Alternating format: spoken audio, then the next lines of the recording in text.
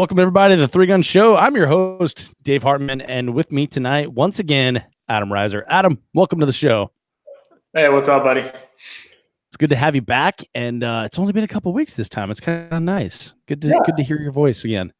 You too. I missed you, Dave. I missed you. Well, we're doing a match recon podcast tonight, so that makes you special field correspondent Adam Reiser. And man, if y'all see me messing around below the camera here, I'm getting like lit up by mosquitoes in the studio. So try not to be too distracted by that. Adam, what's new in your world, man? It's only been a couple of weeks, but what have you been up to? Nothing, man. Just unpacking from that match and packing up. I'm heading to Canada for a 2-week climbing trip here in about 5 days. So just trying to get life sorted. Very cool. Where are you going? Going to Squamish. So my wife's Canadian, as a lot of people know, and so we go up there and hang out with some fam up on the North Shore, then climb to Squamish about a week, and then go up to Whistler and ride bikes in Whistler, Pemberton, Squamish, and the Shore. That sounds like fun to me.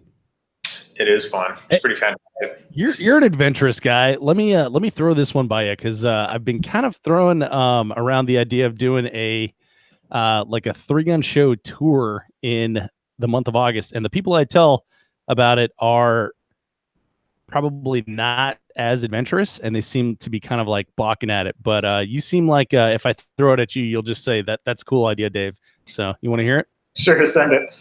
All right. Here's my calendar. If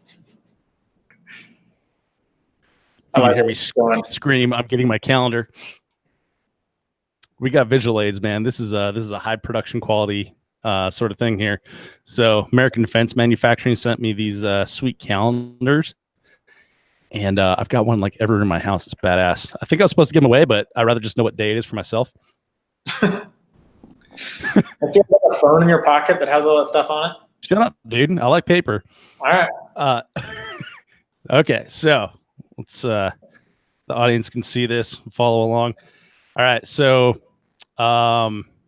in July, like the 22nd through the 26th, I'll be in Bellevue, Washington for TriggerCon.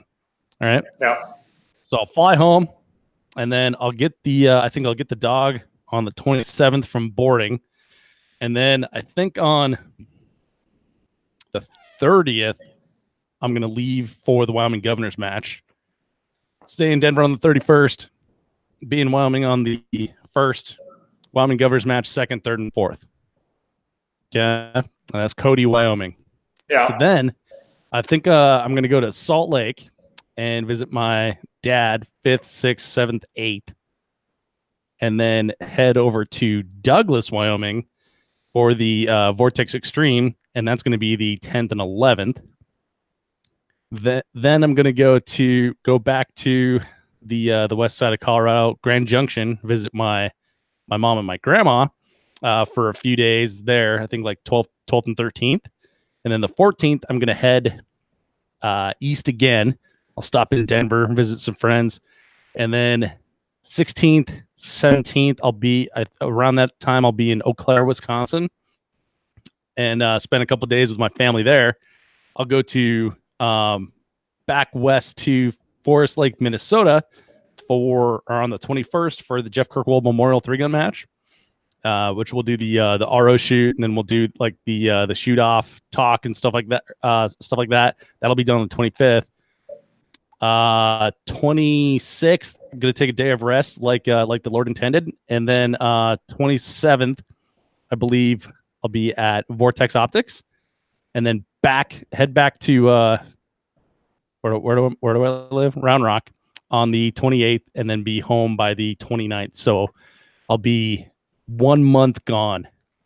Does that sound ridiculous, or what do you think about that? That sounds like a terrible idea. Really? Yeah, I think you're going to go absolutely insane.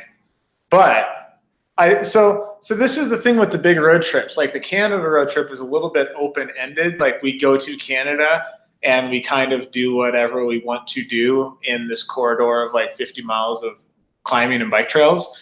It's a little more stressful when you're like, oh, well, I got to wrap this thing up because I need to be in, Milwaukee in a couple days or whatever the case is, right? Well, there is a lot of time in between, and it is kind of open ended. The problem is that this relies on like guest bedrooms at family's house, right? So, well, hey, if your fam throws you out, man, we got a space in Salt Lake for you, so swing on by. Sweet. Well, thanks. Yeah, we got a wet bar in the basement. We have a half scale bowling alley. We have a climbing wall. Oh, nice. Yeah, you'll be in good shape. So let me explain my thing here. So the problem becomes like you're starting in Texas, right? Which is like just say that this is like the United States. So this is Texas, and then you got to go like. I feel like you'd have to draw a much bigger circle because Texas is a lot of state. But yeah. Yeah, exactly. So then, but you got to go like halfway up the nation to get to Wyoming, right? Yeah. And so then if I were to just go home after that, then I would go all the way back. And then I'd have to go to Minnesota, which is at the top of the nation again. Yeah. So I feel like if I just kind of rope that into some family visits too, I'm not trying to do too much. On paper, it makes a lot of sense. You don't seem convinced, and that makes me nervous. Yeah, I've spent a lot of time driving around in cars, and I'm a little skeptical these days. Yeah, I am too, and I'm not doing it with the travel trailer anymore. So it'd just be me and the dog in the pickup truck. Yeah, really nicer at least. Yeah. At least I don't have to tow that much, and that's like 5,400 miles. I did the Googling, and 5,400 miles for that trip. So that's a grip of driving, dude. Yeah, probably a bad idea. All right, we'll see what happens. So that's not what we're here to talk about, Adam. But that's a little sidetrack that seemed exciting to take at the time. We're here to talk about a match that you shot recently, and you actually did pretty good at. So when you were on the show last, which is the most recent podcast out on the Three Gun Show feed right now, we were talking about self-assessment for your next match, and your next match was the one you just shot. So we're here to do a match recon on it. So what match you shoot? So this was the 2019 High Desert Championship, which was June 7th to 9th at the Parma Rod and Gun Club, which is up in beautiful Parma, Idaho. The gun dust killingest capital of the world. Parma powder up there. So Parma's about an hour outside of Boise. So it's a points match, 100 points per stage, and the rule set is just straight outlaw. So they have their own rule set. Some things are allowed, some things aren't allowed. It's one of those you got to read the rule set front to back sort of deal. And like all good matches, sign up payment and scoring on practice score because it's 2019 and you should do that. Totally agree. So I actually went to a match this weekend, club match that was sign up on score on practice score, but payment wasn't. So I had to find cash. Yeah, there's some places that still do that, and I don't entirely know why, but a couple matches still do something like that. But I don't think people understand like how easy it is to get a Stripe account, and maybe it's just one of those things where, I don't know. It always depends like where the money goes, right? And that's like how you figure out like who gets the Stripe account, where it goes, and stuff like that. So who knows? Anyway, it wasn't too bad. Luckily, I was able to scrounge up $35. So what was the schedule for the High Desert Championship? So this one is AM/PM schedule, which I tend to prefer. And it was about a $250 match fee, and 132 folks ponied up and drove all the way out to Parma to come shoot it. Got it. So this, it is a championship, and as we've said, everything is a championship these days. Yeah. You consider this like a regional type match? Yeah, I'd say it's pretty regional. I think most of the people at this match were Northwest folks for sure. It's just a little bit outside of driving range for like the Vegas crew. Utah is kind of in the middle. There's a lot of people there from Washington State and from Oregon and from Idaho, and a couple down from Montana. So it's definitely pretty regional. Got it. Yeah, I'm looking at the the top shooters here, and it all looks like those are Northwestern shooters, which is kind of cool. Yeah, for sure. All right, so 132 shooters. What divisions were recognized? So limited division, there's 12 folks shooting limited division. Third place in limited was Aaron Goodfellow, who happens to be the match director. Good job, Aaron. Yeah. Aaron from Odin Works, if you didn't know that. Yeah, they brought the Odin Works Hummer out and used it on one of the stages as a prop. And it was pretty definitive in the stage brief that they did not want you to shoot the Hummer. It's like, you are not allowed to shoot over, support from, or rest on the Hummer in any way while firing the gun. So I think they really don't want bullet holes in their nice Odin Works Hummer. Now, is that a real Hummer, or is that like a General Motors Suburban that's with a Hummer badge on it? No, it's a real Hummer. Okay. I feel like you could shoot that thing then a couple times at least. Isn't that what they're designed to do? I don't know. I guess. I don't know. I'm pretty sure that's. If I had a Hummer, I would shoot it at least once. Yeah, exactly. Just so you know, it's been in it. Second place was Joseph Rule, and first place was Logan Summers. SOM. Maybe it's Sommers. Sommers. Not sure. Sommers. That seems about right. I don't know. I feel like I see Logan at the top of the limited division out on Western matches a lot. Yeah, or maybe near the. Yeah, he's been doing all right. Good. Let's see. Open division. Ryan Fraker was in third place. Mike. Oh man, I'm gonna go with Chesbotar. Yeah, there's C's and Z's back to back. I'm not entirely sure how to do that. Yeah, that's a tough one. I was gonna say Zebatar. Maybe the C's silent. I don't know. Yeah, I feel like Zebatar is significantly closer. Sorry, Mike. We'll call him Mike. Yeah, exactly. And then Tim Ramberg took the Open Championship, and he put a margin of 36% into second place. So he for real won. It was pretty impressive to see him shoot all day. I was on a squad with him, and Tim was laying the beat down on some stages. And there were 23 shooters in open division. Yeah, so Tim seems to be on a hot streak himself, and really great shooter from what I've seen from the practice score results and watching match video and stuff. Nice guy. Met him at TriggerCon last year. Hope I see him again. Yeah. This year, 36%. Holy crap. Yeah. That's like that's probably the biggest margin between first and second place that I've seen since we started doing the match recons. Yeah, it was he laid the beat down on everybody for sure. Took home the overall win, of course. And he was slaying some stages pretty hard. So it was good to watch.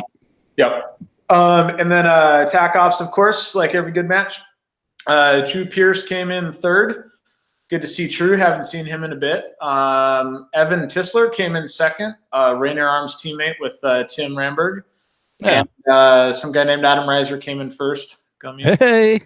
And there were 75 in Tac Ops. Well done, man. Well done. Thank you. So that post-match self-assessment that we were talking about and forming your practice around it must work. Is that what I'm hearing? I sure hope so. I had 1 hour on the range between those two matches and fixed some stuff, and I guess it worked. We'll see. There you go. Yep. You heard it here, folks. 1 hour on the range, no more, no less. Yeah, 1 hour equals match win. 1 hour a month equals match win, because that's how that math works. Good to know. Yep. And then Pharma Classic. There's Trooper Division. Oh, because this is a Western match, there's a Trooper Division. Yeah, so Trooper Division kind of grew up out at this range, and Trooper's a weird thing. So they've kind of toned it back a little bit. For a while at MGM Ironman matches, Trooper Division was literally you can shoot whatever you want to carry as long as you can carry it. So people would go up and they bring 5 tube-fed shotguns and load them all up and dump them in different places. And, just go completely crazy. And so now they've actually limited it back quite a bit up there, where it's 1 rifle, 1 pistol, 1 shotgun. and I think a PCC. But you can't carry like 3 open pistols and all this other weird stuff that people are doing anymore. But all the rules are the same. You got to carry all your stuff. So there are 22 people in Trooper Division. Russell Fagan got 3rd place, the godfather of Trooper, and he also won Armored Trooper because Russell decided that Trooper isn't Trooper enough and you should have to carry rifle-rated plates and get back while you shoot the stages. So he invented Armored Trooper. Sean Smith got 2nd place, and Nathan Lindman, man, sorry. Yeah, anyways, also from Team Rainier. So those guys had a pretty good showing up there, as you can imagine, from Washington. And they separated themselves out in divisions too, as all smart teams do. Yep. Yes, indeed. And so I didn't get to shoot with Nathan. I had Tim and Evan on my squad, and they're good guys to shoot with. I love shooting with those guys. Awesome. Very cool. Trooper Division. Seems like fun. Is that something you'd ever try? Man, I don't know. I feel like Old Trooper, where you could pack like 4 shotguns out and get really silly, sounds like a lot more fun. And now it's just like 2x4, except you have to carry all of your stuff, which sounds like less fun. Yeah. And I that's kind of what I see at what's called Hard as Hell. Yeah. And you know, they make you, they're like, oh yeah, you got to park at the gate and walk it in. It's like, that's only an extra half mile. Yeah. It's not really that much at all. I've actually had a new Trooper Division rule that I've been throwing around, and it seems to have come up with a lot of resistance. But my idea was you can carry whatever you want, you can shoot whatever you want, but you have to carry your entire kit while you shoot the stages. That would actually be kind of cool. It would be kind of cool. I would do that. If that was the rule, I would totally do that, because that would actually like add a really interesting thing to it. But I mean, to me, just like having to carry your stuff from place to place isn't whatever. I don't care. I mean, I carry my shit too, so it doesn't seem that big of a deal. One thing I do like about Trooper Division, though, is that they're not allowed to accept things from other people. So I kind of make it a game of trying to give things to troopers. Just like, and it's just like human nature, you know. You just like have something, you hold it out, and they'll like try to take it, and you're like, ah. I can't help but notice that you're running low on slugs. Yeah, that's kind of funny. There was a guy at a Trooper at one of the Ironmans a while ago.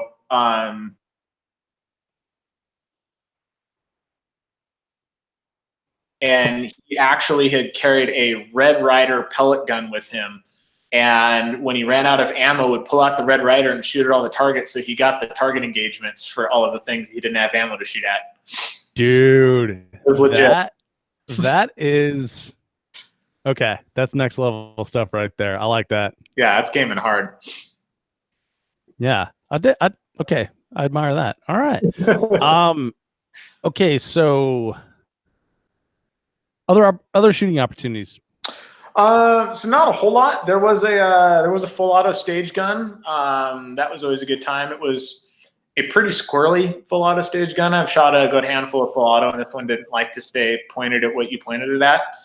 And in line with the target that you were supposed to shoot at with the full auto stage gun was a popper. And if you accidentally shot this popper down with the stage gun, it was deemed that you could not therefore engage it with your shotgun later in the stage, and you ate a 15-second FTE.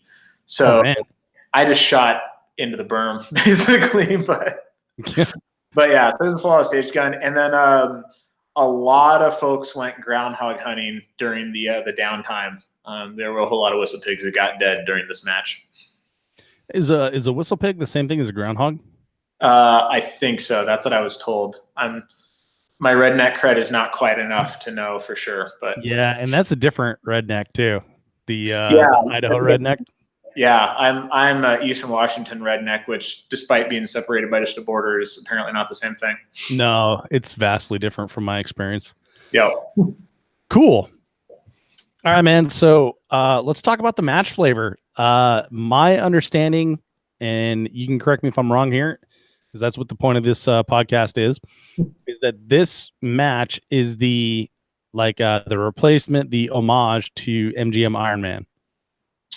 Yeah, I would say that's reasonably accurate. So this match existed before Iron Man had closed out, but it wasn't a like a major match. It was just kind of like a big club match. Essentially, it was like a weekend match, kind of like for us here, the Cedar Valley Multi-Gun out in Utah has kind of grown as the years gone on. And originally, it was just a little, quick weekend match, and then it kind of grew past that. So this kind of did that same thing, and it jumped into the weekend slot where MGM used to be. After the Ironman went away. But match flavor is pretty similar. Definitely like super outlaw, pretty big stages. Winning stage times were a lot of them were right around 100 seconds. I think the fastest stage, winning stage time was about 85 seconds. And the longest stage, the winning time was about 136 or something like that. So, but yeah, big physical stages. Not as much super ridiculousness like Iron Man. No zip line, no slide, no driving a golf cart while you're shooting a shotgun, no carrying a 130-pound dummy or whatever the freaking bag of sand weighed that put in the hospital. But still really big stages, and they run bonus rifles, which is something that MGM used to do. So it's technically a 4-gun match. So it's a 3-gun plus like a 6.5 Creedmoor or 308 or something like that to shoot some bonus targets, which are worth enough points that if you want to be competitive in the match, you have to shoot at them. If you don't have a bonus gun, you're not going to win the match for sure. There's zero chance of it. So you have to bring your bonus gun, or they have them there, or what? No, you got to bring your bonus gun, which I had forgotten about. And my buddy Eric reminded me, like, hey, make sure you bring your 6.5 up there. And as far as I know, I was the only person in the match shooting a bolt gun for their bonus gun. Everybody else was shooting gas guns, which was for sure an advantage. The gas guns had a pretty big leg up because it was not super small targets. And most of the stages, it was just one target that you had to engage like 5 times. So guys like Tim would just be like, the buzzer would go off and you go, wham, wham, wham, wham, wham, and jump off the platform and get all 5 hits and he was out of there. While I was sitting there running a bolt. It was a bummer. Sucker. Yeah, I know. I got to call up JP and have him send me a LRP07 next time. Yeah. I strongly agree. Okay, so skills utilized. Yep. So big Western match skills for sure. Lots of slugs. Every stage had slugs on it with the exception of one, I believe. There was a couple stages with slung rifle, good amount of long range rifle shooting. Nothing super far. I think the farthest poke with the AR was about 400 yards. But there was a good chunk of shots, out past 200. The bonus gun, like I said, which was pretty much mandatory, and you definitely a lot of movement on stages. So. Upwards of 100 yards of movement on some of them. Some of them were much smaller, but you're just kind of like using the same bait over and over. You kind of had to like move through it a couple times to get everything shot. But on a couple of them, it was a good chunk of movement. Well, and we'll probably get to this. Actually, we'll get to this right in the next one here. So let's talk about terrain. So these, my understanding, so I've never been to Parma, but from talking to AMAX, like these bays are big, right? Yeah. So if you look at it, it's interesting, that whole like, oh, is it a natural terrain or is it a base stage match? Well, from the most strict definition of the word, it's a base stage match because they're bays. But these are bays that are like 50 yards wide, and the berms go maybe 200 yards deep, and then there's no back to the berm. Like there's no berm that you're shooting into. There's just 2 walls, and then just like field forever in front of you. So that's how they have all these long range targets and stuff, because the berms the bays don't really end. They just keep on going. Crazy. So yeah. to relies on gravity to stop your bullet. Yeah, pretty much. And there's like a basically a big long hill that goes out just shy of 1,000 yards. So the peak of the hill would be about where like the top of a berm would be if there was a berm in the way to obstruct the view of that hill. And then, so they got all those bays. They do have a trench system that they've dug. There's a lot of like large boulders and things like that they've brought in that you end up shooting off of. And then there was one like straight up natural terrain stage where they actually drove outside of the range. Like you got in your car and you drove out to somewhere, and it was just kind of like a gully, just this big natural gully, and they just kind of put a little path through the weeds and put a bunch of targets out and had a natural terrain stage out in the middle of nowhere. That's pretty cool. Yeah. It reminds me of SUPs, how they had like their jungle runs that kind of ran through like little deserty areas on the backside of the berms. Yeah, very similar deal to that, just like a lot more foliage. And luckily they're running those like knockover targets that are up on a post. I think they're from Targets USA. I hope I'm not butchering that, but so they're just knockovers up on a post, so you didn't have to like chase down plates out in the weeds, because that would have. That's always nice. I want to back up real quick here. As you were talking, I read you want a gas gun, but a bolt gun was better than no gun. What if you didn't have a other gun? There was a lot of sharing going on for those who didn't have second guns. You'd just kind of beg, borrow, and steal whatever you could. But there was definitely no provided guns. It was a bring your own beer type of a party. So did anyone just get hosed? Like, I don't know anyone. I don't have a gun, so I'm hosed. Yeah, a few people definitely did. I think on my squad, I think everybody kind of got offered one. I have like the world's smallest cheekbones, so nobody can actually lay down behind my rifle and look through the scope. I've tried to loan it to people, and I've just given up on it. And then, but other people were trying to loan people guns, and I think most people just didn't want to shoot like an entirely new gun on the clock, which is a pretty reasonable thing. But all the bonus targets, the way that they work basically is there would be one target out there, and you got for every time you hit the target, it was 10 seconds off of your time, and you could hit it as many as 5 times. So as you're shooting, it's chewing into your time, but then you're gaining time back for every target you hit. One of the stages, there was 2 of them, one at like 700 and one at 960. So you had 10 shots to cut back. And then on one of them, there was a spinner at 350. And it was the same deal where you had to hit it 5 times. But if you spun it, you got credit for all 5 hits, regardless of how many hits it took. So everybody went in different directions on that one. The guys from Rainier actually all just shot their ARs at the spinners, because then you went to your AR immediately afterwards, and it saved you a gun transition, where you basically got open rule set for your bonus gun, so you could put it up on sandbags and stuff and just hit the spinner 5 times at 350, which really isn't that hard with sandbags and everything, and then just shove your sandbag aside and then shoot the rest of the rifle targets. And I shot it with the bolt gun, mostly because I really like shooting that bolt gun and it was fun. And I originally had planned to like shoot the bottom plate, move it, shoot the bottom plate again, stop it, shoot the bottom plate again, move it, and just shoot all 5 on the bottom plate. And I dialed up a little bit too much in the razor, and when I ran the bolt, I lost the target and I came back on it. And when I got the second shot on the bottom plate was going backwards instead of forwards. And when I hit it, I saw it go. I was like, well, I guess we're shooting it over now. So I shot it over, and I think the time ended up being about the same, shooting it over versus just like running 5 rounds on it with an AR. Interesting. That brings in like a pretty cool aspect to the match. Although if you don't have a long range gun, you're kind of fucked. But yeah, it was weird. I really like it. But it is really a bummer that like the people who don't have a long, or like flying in with an extra bolt gun that might weigh 18 pounds, like that's a whole nother baggage fee and everything else on top of it. So I think it's a real bummer. As this match grows, hopefully they can get to a spot where they have, sponsors that will like provide guns or something like that for those stages. I think that'd be pretty sweet. But right now it just kind of is what it is, unfortunately. Yeah, this kind of reminds me of Hard as Hell. The first year I went, there was like a 52 round stage or something like that. So it puts it just outside of the box magazine with an extension. And so it's like, okay, well, that right there, you need a D60 to shoot that stage. And you're like, okay, well, cool. I need to go buy, at the time they were selling for MSRP because they just came out.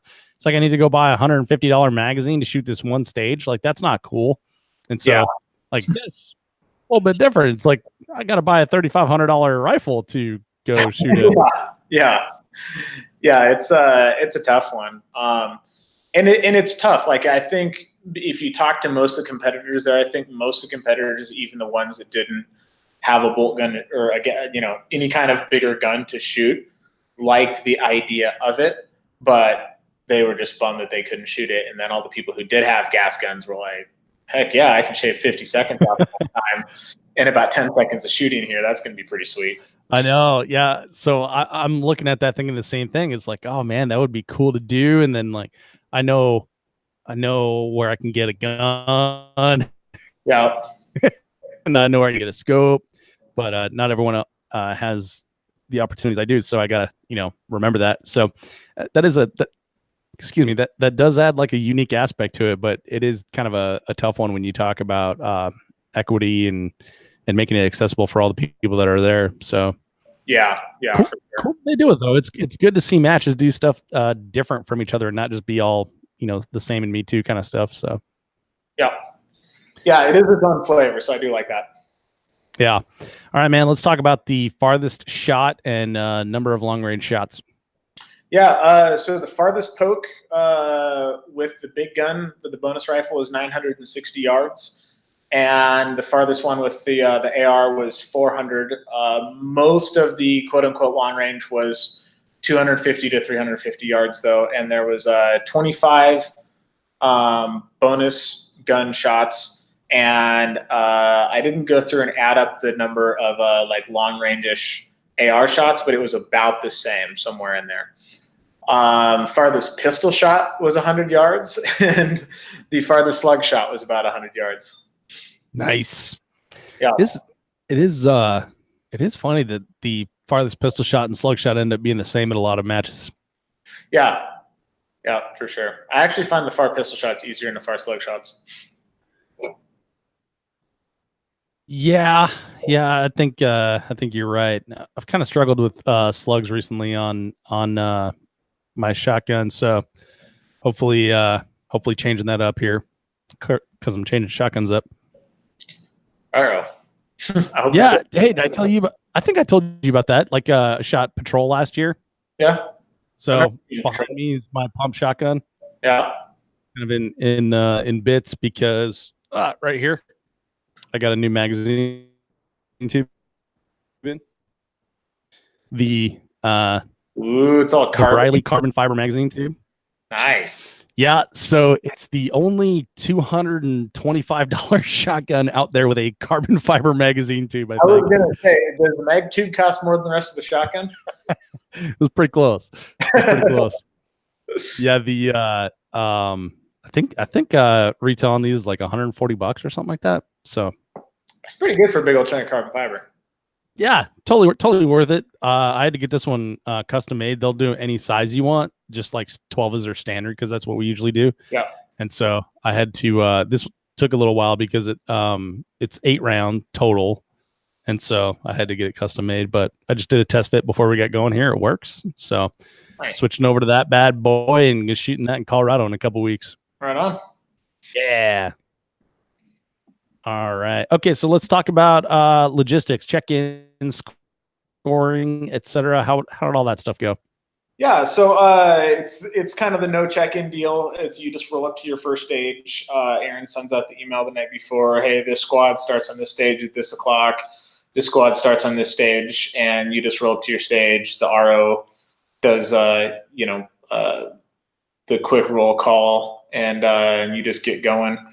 Square was on practice score, which was pretty sweet because, like I said, it's 2019. There's no reason not to do that. And so the prize table for the logistics stuff here was by division in order of finish. So there was a TAC prize table, there was a limited prize table, there was a trooper prize table. The one thing that I didn't like about it was they had that thing where they have the awards are outside and then the prize table's in a different room. Mm-hmm. And so they read off the awards and, okay, first place in this division go get your prize. And they walk in and they pull off the table and they walk out the other side of the building with whatever they grabbed, and nobody else gets to see it. So there wasn't like a pre-prize table walk where you get to check out all the stuff, which, having been the person at the company who sends stuff to be on the prize table, that part always kind of bums me out, but that's how we did it there. That's how Colorado was last year, right? Like it kind of walked in there, and then Colorado is kind of weird because like the several of the ROs were like shouting at you to like make a choice. It's like, bro, I just got here. I just got here, and there's like 50 and this is the highest finish I've ever had at a match. So shut up and let me enjoy this. Yeah. So there definitely wasn't any shouting in this one. That's good. And there was a lot of like, lingering around and stuff like that afterwards. Everyone was kind of like checking on each other's stuff. But it is a bummer, I think, when competitors don't have a chance to walk the prize table, because that's one of the places where like I like to look at the cool new stuff, whatever that is, whether I'm going to pull it or not. And those companies donated that thing that goes in the prize table, and if the only person who sees it is the guy who walks in there first and grabs it, that's kind of a bummer. Yeah. So all match directors within the sound of my voice, do not do that, because your sponsors want people to see what they put on the prize table. They want people to see the volume of stuff. They want them to see what type of thing it is. And like Adam said, like, me as an enthusiast, I want to go see like, oh, that's kind of neat, and I mean, there's been stuff over the years that I've seen on prize tables I didn't even know existed. So yeah, that is the point, I believe. I've made a lot of purchases over the years from what I saw on prize tables too, because I'll like, oh, I need to buy this widget, and it's going to come down to these two companies. And one of these I saw donated a whole bunch of stuff to the last 3 matches I went to, and one of them I've never heard of before. So I'm going to look out for the company that's supporting the thing that I like to do. Yeah, for sure. Like the easiest example for me is ammunition. Like for ammunitions for a number of years, Highland Lakes Ammunition, until they went out of business. That's how we always tell people to make purchasing decisions, and that is how I myself make purchasing decisions. So yeah, let us check it out, while you guys are doing scoring or whatever. Just give us a little walk. Yeah. Okay, so let's talk about the venue. Parma, Idaho, the bustling town of Parma, Idaho.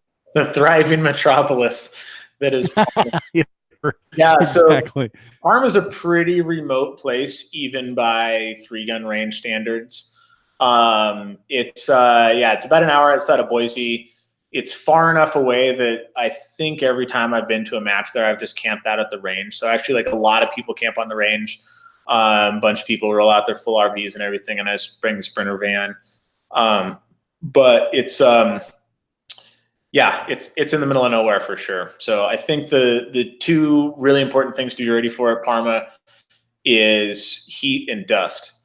And Parma has the classic Parma powder, which is the gun destroyingest dirt on earth. It just gets into everything. And so this is a like, unbag your guns, preload your shotgun, walk to the line, shoot the stage, rebag your guns, sort of a deal. Anybody who just like throws their guns on carts and wheels them around usually wishes they didn't. And actually, I have my packing list, of course, and one of the items on my packing list is goggles, and that's been on my list for about 3 years now, and I haven't used them for so long that I could not remember why they were on there. It's like, why are goggles on my packing list? And I was walking stages down here wearing moto goggles, and like, oh yeah, because Parma. That's why goggles are on my packing list. Because otherwise, it's like getting your eyeballs sandblasted. Yeah, there's would you say it's worse than SUPs? Because SUPs is pretty bad as far as powder goes. It's way worse than SUPs. Okay. Yeah. And so right on par with SUPs is Reveille Peak here in Texas. And if it's like this year where it's like either has just rained or is currently raining, you're fine. But if it's been dry for a couple weeks, it gets super dusty in the bays at Reveille Peak. And it's red dust instead of the moon dust. We call it Mars dust, but that definitely will lock up your shotgun. And it's caused me to take a big shotgun brush with me to every match I go to. It just hangs out in my shooting bag. Yeah. Yeah, it you know, Ironman back in the day was one of the first majors I ever shot, and it really colored my view of gun management at a match in terms of like keeping things bagged and keeping things clean and how to make sure everything's running smooth. Because you know, my first major out there actually made a malfunction montage that's like 3 minutes long of just Adam clearing malfunctions. It was pretty bad. Yeah, I'm not a, you know, I see it looks like people are really enjoying their jogging strollers and stuff. And I also enjoy not carrying things, but I can't bring myself to leave my guns just lying out, you know. Yeah. Even like in the club matches I've shot in Colorado, which are nowhere near subs, nowhere near Reveille, nowhere, and I'm guessing nowhere near Parma. You'd still get dust in everything, and it's like, why chance it? Why? You don't need to. Why are you chancing that? Like, you have access to your bag, just keep it in your bag. Yeah, yeah, exactly. And that's the, yeah, I don't know why people do that, but so I actually jacked up my back pretty bad at a match a few years ago, and I started rocking the big cart. Like I have the giant orange one from Home Depot, and I leave my guns in the bag, and then I like bungee cord them to the top so the gun case doesn't roll off the bag.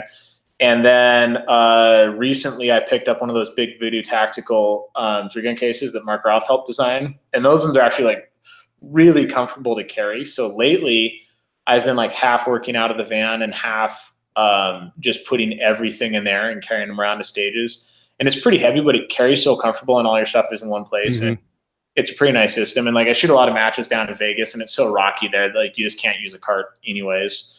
So I've been doing that a bit, but yeah, I'm the same way. Like dust or no dust, rain or no rain, I don't care if it's a sunny day on a golf course. Like my guns are in the bag unless I'm using them.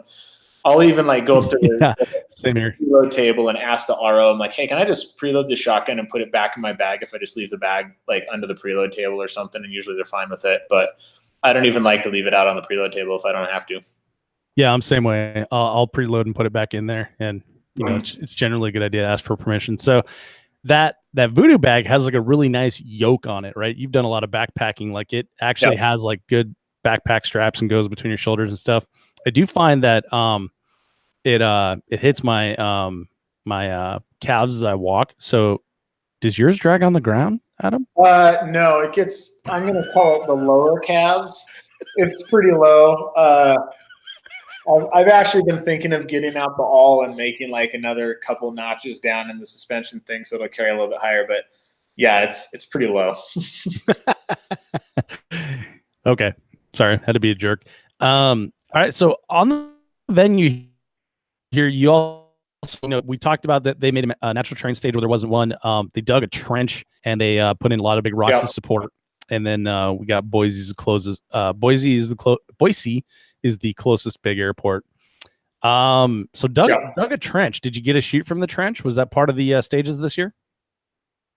Yeah, so that was part of one of the stages. You shot in a bay, and then you ran around and shot some shotgun stuff through a trench. Pretty similar to Parma trenches of old. Parma, much like Sups, is known for digging trenches on their range. So it wasn't the neck deep trench like they had at Sups, but deep enough that I couldn't shoot over the berms. How's that? Got it. So waist deep for most Waist people. deep. Yep. Just kidding. All right. So pre-communication. What is the pre-communication like for a high desert 3-gun championship? So pre-com was actually a bit spotty.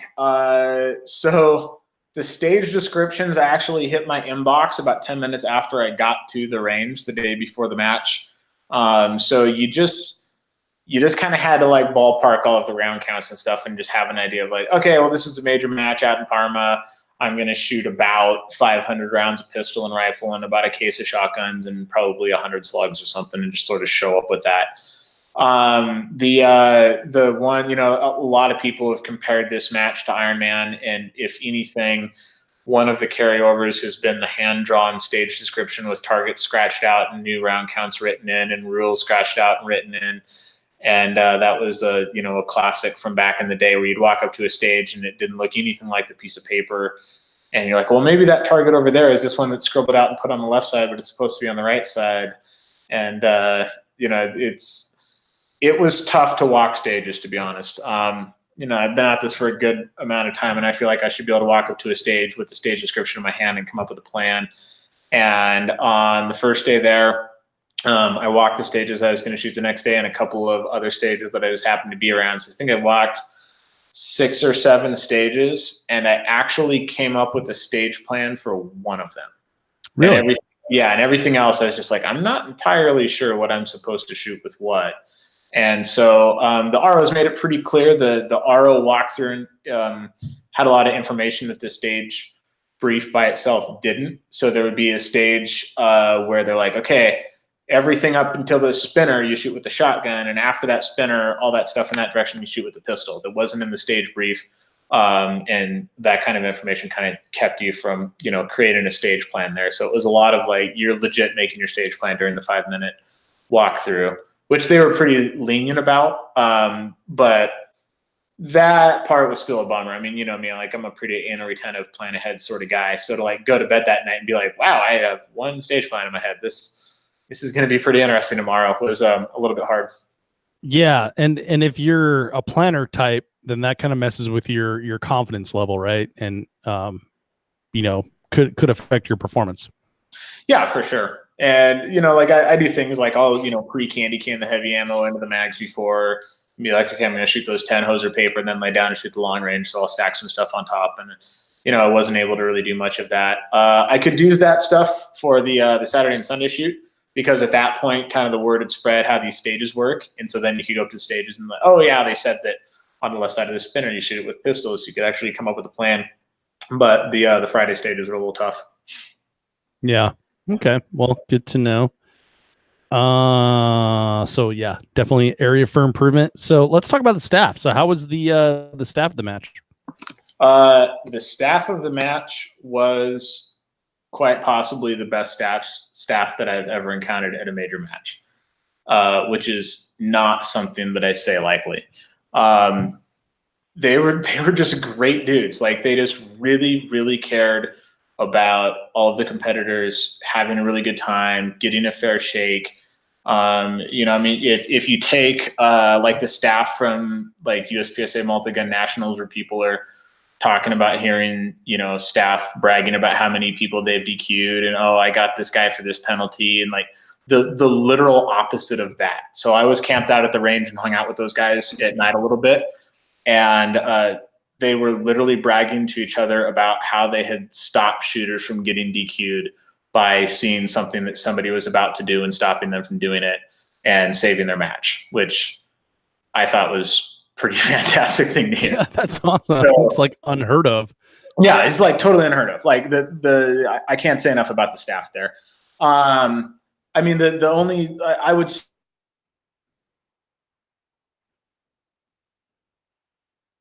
little bit too laid back in the sense that like, I had to like track them down to hit the approve button on the tablet and things like that. But like, that's pretty nitpicky stuff in the grand scheme of things.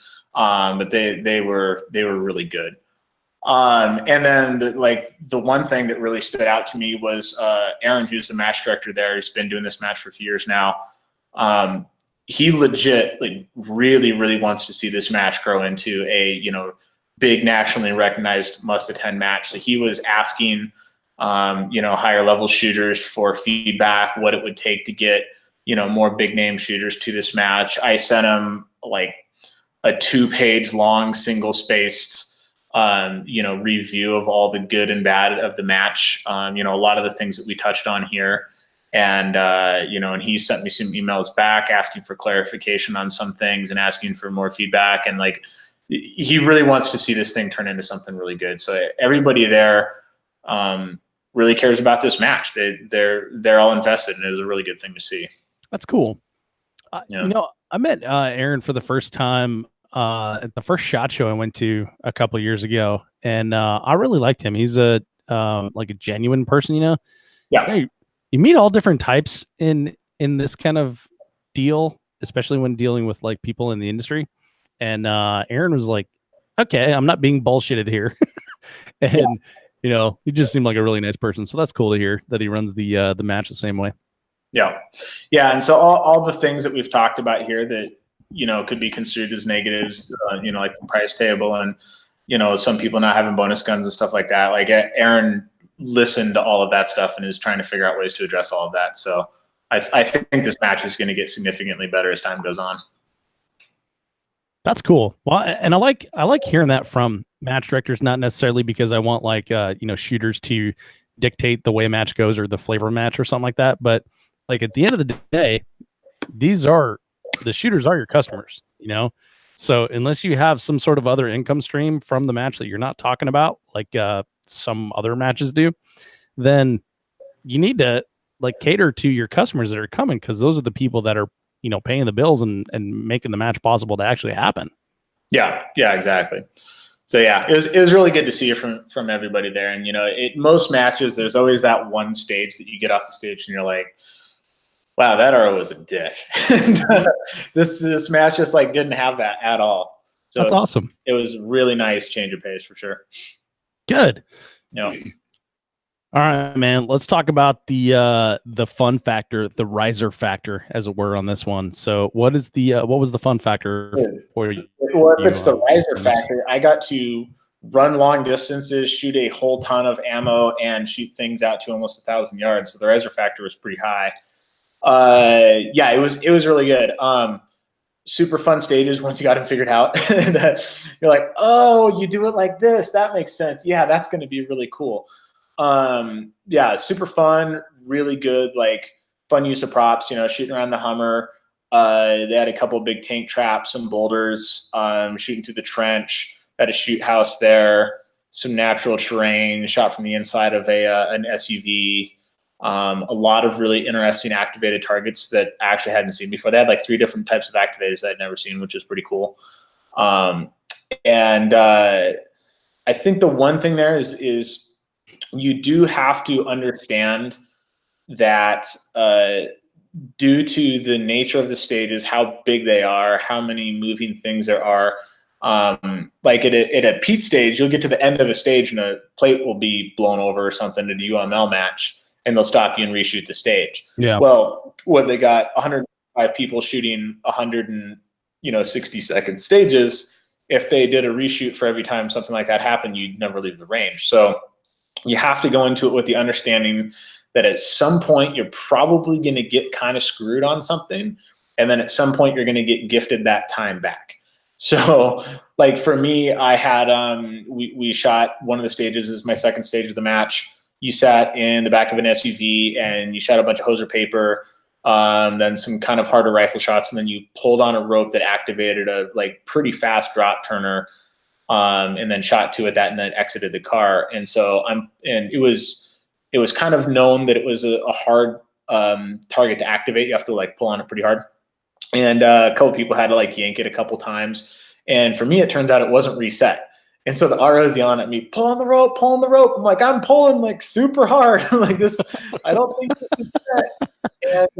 And then, after I do that a few more times, finally was like, well, I guess just shoot at it. And I was like, well, that sentence took 8 seconds. And, 10% of the stage.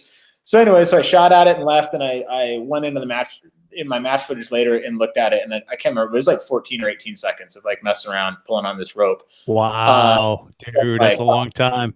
Yeah, I'm like, that's a long time. I mean, that's 10% of a big stage. And but then later on, I come down and I'm shooting shotgun, and I turn and there's a plate rack that wasn't reset, and just ran a bill drill over the top of the plate rack and dumped the shotgun. I didn't have to shoot anything. So I didn't get back the same time that I lost, but it's, you have to be well, it's sort of like the long range. Yeah, maybe you had to shoot this all shotgun stage first thing in the morning when your hands were freezing, but at least you weren't those dudes on stage 7 shooting 600 yards and 40-mile-an-hour winds on Thursday. So, it's kind of the nature of 3-gun, but to a slightly larger extent because of the size of the stages and the fact that a reshoot for everything that went wrong would just not be logistically sound, which is a bummer, but is what it is. Yeah. The as far as like wind blowing over a target and then shooting over it, like I totally get that. But the things that like humans can control, that's the part that bums me out about those kind of outlaw rules of like, well, some you win, some you lose. So yeah, I struggle with that one. something that I used to really struggle with. I had a pretty hard time like back in the day accepting that when I would get screwed over on something and it'd start to like affect me mentally. And then as I've done this more, I'm just like, like something else is going to happen that's going to make up for that. And if it doesn't, who cares? It's just Recon. I'm starting to care less and less about that stuff. One area where I share your attitude is like you're talking about with like the wind blowing, or if you're shooting in the afternoon and then like there's rain while you're trying to shoot a long range target or something like that. Yeah. There's people that we know and that we hang out with and that we enjoy as people that will get so fucking hung up on that and like just stew on it. They'll talk about it like a week after. I'll get a phone call and I'm like, hey, listen, first off, I wasn't the match director. I was just shooting it too. Second, like that was wind. Talk to Poseidon. Like I can't control that shit, Yeah, exactly. So it is a bummer that it filters into more the man-made type stuff. But yeah, I don't know. Like it's just something that you have to understand kind of going into. I think any match with stages this big, that it's like at some point during I'm really curious what my total stage time was, but like easily over 1,000 seconds of shooting, because 10 stages times 100 is a lot of shooting. And this was the first match that I've run out to where like I would roll out with 30 shotgun rounds, including 8 clays and 3 pistol mags and 2 rifle mags on my belt, like walking to the start box. Like when you're shooting stages that big, like eventually something is going to go wrong. It's just going to be out of your control, and you're just going to have to just kind of deal with it. Yeah, for sure. Yeah, I mean that's a good point. The and activators are like a uniquely Western type thing. I've noticed that most things back east, they're like, nah, we're not gonna do activators. We're just gonna put shit behind that tree over there. Yeah. Or even here in Texas, but yeah, that's when it becomes tough, is when there's an activator involved, because that is a mechanical man-made device. Yeah. That you throw in the human factor, and that's when everything goes out the window. But man, that's cool. So it sounds like fun match. Sounds like you had a good time. Let's get to everybody's favorite part, man. Funny things that happened at the match. So I think my favorite funny thing at the match involved activators. So on the same stage that had the rope that you pulled to activate the drop turner, there was a shotgun activator that activated a clay thrower. And so unnamed person on my squad shoots the activator, it falls down, doesn't go off, and the RO yells, just shoot over it. And it's one of those where you can see the clay thrower. Oh, no. Instinctively turned and smoked the clay, still in the clay. The whole squad just goes, ooh. Oh, man. And I don't know how he did it. He broke the clay. There's not a mark on the clay thrower. We didn't have to fix anything. We just put another clay. Oh, man. Couldn't believe it. Dude, that reminds me, a couple years ago in Colorado, there was a newer shooter that, and Colorado, like most of our stuff is based on USPSA, so there's no talking even for new people, which I don't necessarily agree with. I think like, hey, if it's that guy's first match, we should probably just coach him through this. Yeah. But anyway, that's just the culture. Not saying anything good or bad. That's just the culture. But so this guy comes up and he throws a shotgun round right at the toaster. And it does nothing, right? Because the toaster doesn't do anything. The popper's what makes the toaster go. And no one say anything except for like, you can hear like, oh dang, and people muttering under their breath. So he throws one at the toaster, nothing happens. 1, 2, 3 more at the toaster, nothing happens. And then I was like, man, that RO is like steadfast. He's not even gonna say a word to him, and he didn't. And dude just went on and dumped his shotgun, and then afterwards we had to explain like, hey, I don't know if you saw the 13 dudes go before you, but this thing goes down and then that thing goes up. So yeah. So this, I guess we should add this too. This was a coaching allowed match. Oh, cool. Good I to know. think Aaron described it as coaching is allowed and heckling is encouraged. And so you could coach, you could run somebody something if their gun went down or something like that. The ROs were all really good about if somebody walked up to the line, they would ask each person, how much coaching do you want? And so, like I'm usually like, hey, unless have like left a target and need to come back for it, like don't tell me anything, because when ROs yell at me, I'm always stop shooting because I think I'm getting DQ'd. So they were pretty good about like not just assuming that you would want coaching, but like asking you. But that's an interesting thing too. Like when you're signing up for these coaching matches, your squad starts mattering more than it does in a regular match, because your squad can call corrections and run you gear and things like that. And it starts becoming more and more important in a squad with really good people. Yeah. And then if you don't know anyone, you got to make friends real fast. Yeah. You can't do that thing where you like wait to the second day and like, oh, now we're cool and we're going to talk. No, you got to start talking to people like right away if you don't know anyone. Yeah. You got to pick a guy who looks like he knows what he's doing. He's like, bro, you got me, right? If I yell shotgun, like you're going to run. He's like, yeah. So other funny things, the toaster. So there was a stage where you shot a popper with a pistol, and then it activated a toaster that threw the classic pistol bonus clay. And a shooter on a different squad that we were watching before us, it was set up so you could shoot the popper from two different windows, and the toaster was obscured by a barrel from one of the windows, but not by the other one. And so he shot it from a different window than everybody else, missed the popper, hit the toaster. Bullet went through the toaster, broke the clay in the toaster. Then he shot the popper down, and no clay came out. And so the RO was like, shoot over it. And so he shot over it, and he went, and sure enough, there's a hole clean through the toaster. And clay's broken, and just kind of like took a hammer, smashed in the little bulge a little bit, and it worked fine. Those toasters are pretty well built. It was good. That's awesome. Hanging out with the ROs and I was pretty good. Like I said, a lot of people camp on the range, so there's a real like nice little community going on there at night and hanging out. And the ROs were they were pretty sweet to hang around. Like I said, they were a very good natured crew of people. A lot of shit talking between them in the best possible way. And they came down and they're like, hey, we were going through our iPod. We found a theme song for you. And I'm like, oh, God. Like I was expecting like the freaking theme of the Lollipop Guild from the, Charlie and the Chocolate Factory or something. And I honestly don't remember what they had picked, but it was significantly nicer than I expected. So I was like, I can work with that one. Cool. You guys are not too bad. Yeah, I know, not too bad at all. Let's see. On one of the stages, I finished with my bonus gun, and in addition to being the only guy in the match shooting a bolt action rifle, I was also the only guy in the match shooting the rifle as a suppressor on the bolt action rifle. And the suppressor was quiet enough that it wasn't setting off the shot timer. So as I'm shooting, I start shooting, and I start seeing the RO like creeping into my peripheral vision, like holding the suppressor like closer and closer, or the shot timer closer and closer to the muzzle, and it's not triggering.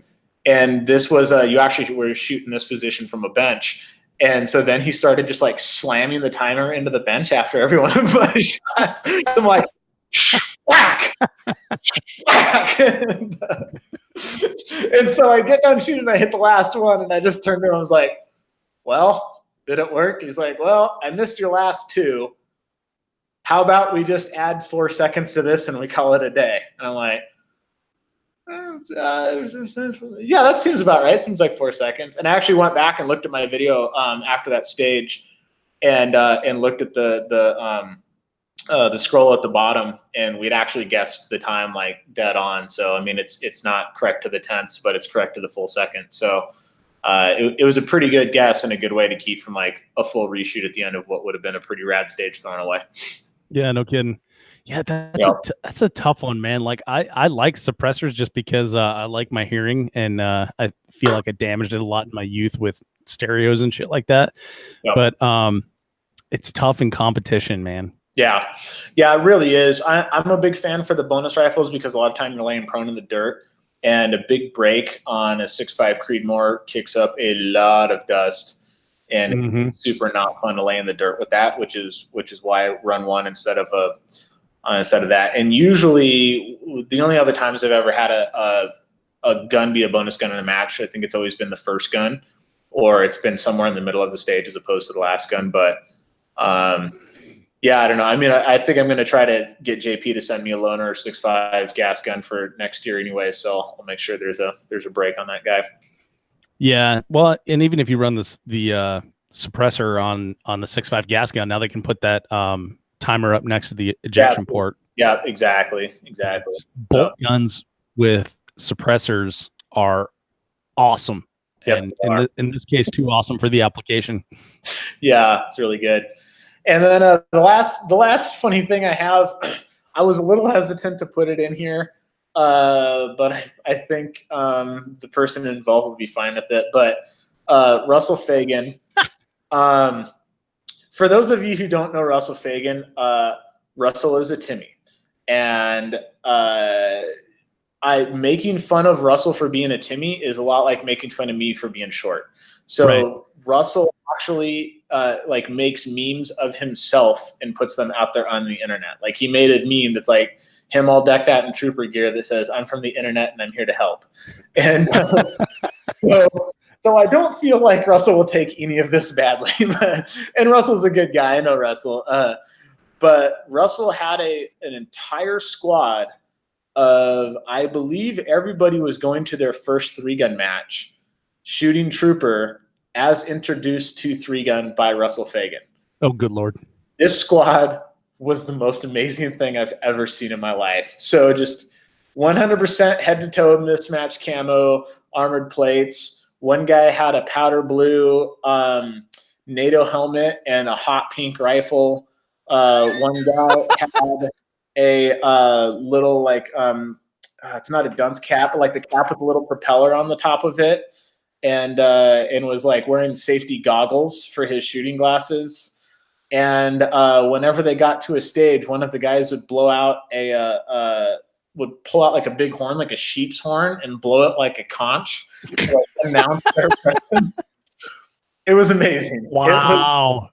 It was the most amazing thing I think I've ever seen in a 3-gun match. The entertainment value of that squad alone was worth the price of admission. Look out, ladies of Parma. Yeah. Holy cow. I hear women in your children. Oh, man. So hats off to Russell. But, I mean, the takeaway here is that Russell got an entire squad of new shooters to come to a major match. How many other people have ever gotten an entire squad of new shooters to come to a major match? That's legit. Yeah, that's incredible. So for people that don't know, I've talked about Russell several times on the show before. He's Sinistral Rifleman on the YouTubes and the Instagrams. But the video that he showed, I want to say it was like MGM Ironman 2009 or 2010. Like that's what got me into 3-gun. And then funny thing, I was talking to Tischhauser, 5 years later on the 3-gun show, and that's what got him into 3-gun. Wow. And so Russell's got a shitload of people into 3-gun over the years. So hats off to him for doing the heavy lifting for all the rest of us. Yeah, for sure. I know I bet 4 or 5 people who have that same story who watched that video and was like, man, that looks awesome. I want to do that. Yeah. Exactly. Then once I found out that someone else set up the targets for you, I was like, oh, wow, I don't even have to set up the targets. That's great. Yep. Exactly. So, yeah, hats off to Russell, not only for doing that, but for having a sense of humor, I guess. Yeah, for sure. Yeah, Russell's a cool dude. I've run into him a couple times at Hard as Hell, and you putting his name on the Match Recon sheet here remind me, like, I gotta get Russell on the podcast. We've talked about it several times. We've never made it happen. You need to get Russell. I will definitely watch that show. Yeah, so definitely gotta do it. He has a different take on 3-gun than like just about anybody else. I think it'd be really interesting. Yeah, he does. And then he's been doing it for so long, and like not only the different take, but also being the guy that introduced so many different people to it. So yeah, I think it'll be a good show for sure. Oh yeah. Yeah. All right. Well, anything else you want to add to your match recon of the 2019 High Desert Championship? I think that pretty much wraps it up, man. Just props to Aaron for putting it on, and bigger props to him for actively soliciting feedback from all the shooters and legitimately wanting to make it better. I'm really looking forward to seeing where this match goes in the future. I think it's gonna become a must attend in a couple of years. That's great to hear. That's great to hear, and it's good to have more stuff in the West, the Northwest, etc. Because I think a lot of times, especially here in the show, we just kind of concentrate a lot on the middle part of the U.S. And for a long time, the Recon Nation just pretty much concentrated on the right side of the U.S. So it's good to see the West getting some play as well. Yeah, for sure. It's nice to have another match within driving distance. Yeah, for you. All right. Well, Adam, man, thank you for doing the match recon of the 2019 High Desert 3-gun championship. Sounds like fun, dude. It sounds like a good match. I would definitely go shoot this based on your recon there. So cool. All the patrons that are listening to the show now, listen to this later in time. Thank you. Thank you for supporting the show. These are exclusive to patrons for the first 90 days. And then they go live after that. So if you want to hear awesome match recons like this from amazing people like Adam, make sure you join up at patreon.com/3gunshow. That's Patreon. Thank you, everybody. We'll see you on the range.